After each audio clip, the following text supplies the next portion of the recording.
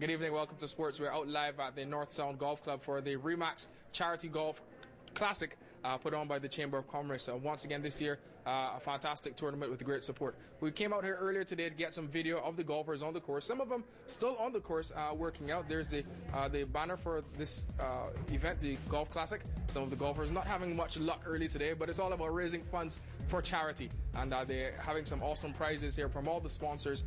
The Chamber of Commerce CEO Will Pinot joins me now. Mr. Pinot, another fantastic response from the Chamber of Commerce and the community to help out these several charities that you guys support each and every year. More than 30 sponsors in total. We're just delighted by the response of business community.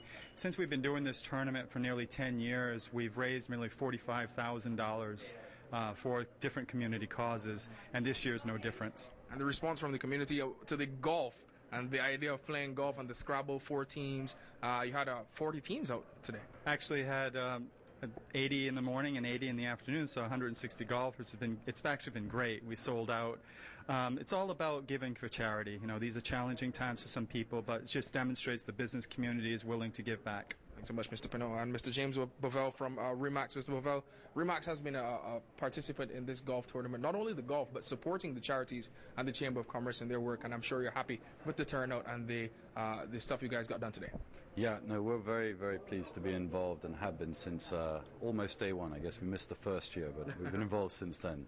No, obviously it's an opportunity to give back and support the business community, and actually a few years ago different companies just started sparring off and creating their own charity tournaments inside of it, and little like putt for duck or whatever, to encourage raising some additional funds. So nowadays it just seems like we're raising more and more money for local charities.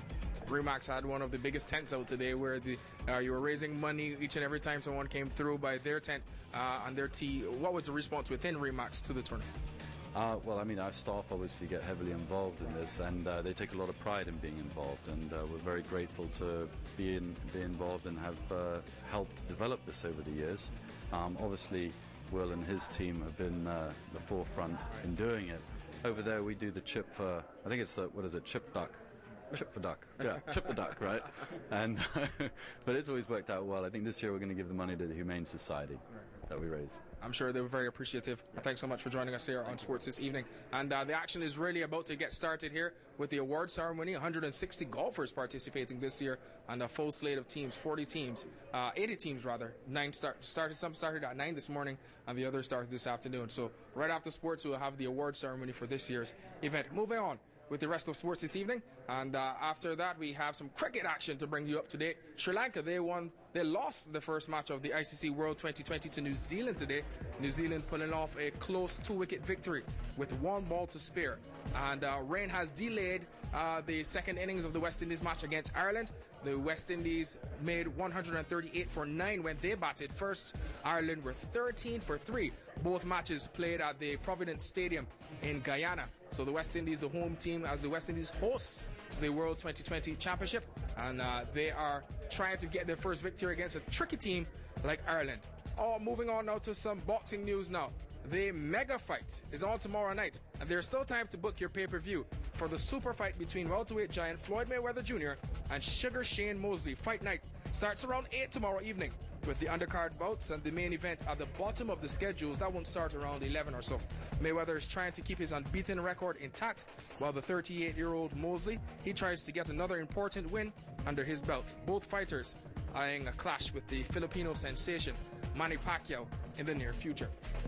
And before we go, let's take a look now at the busy weekend on the sports scene.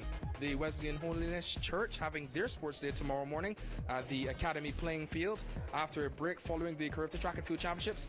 The Truman Bowden Sports Complex will be alive once again tomorrow for the May Day track meet and the relegation promotion football match between Roma and Academy at the Annex from 7 tomorrow evening.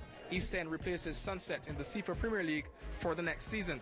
Sunday too packed with sports action, starting with the first race in the Cayman Cycling Classic Series, and the individual time trial on the Newlands Bypass gets that series going. Conyers Cup International Rugby continues this weekend between the Cayman National Junior teams and Bermuda National teams. That ends on Sunday with a big international senior match. And the world-renowned International Fishing Tournament. The last day of fishing is on Sunday.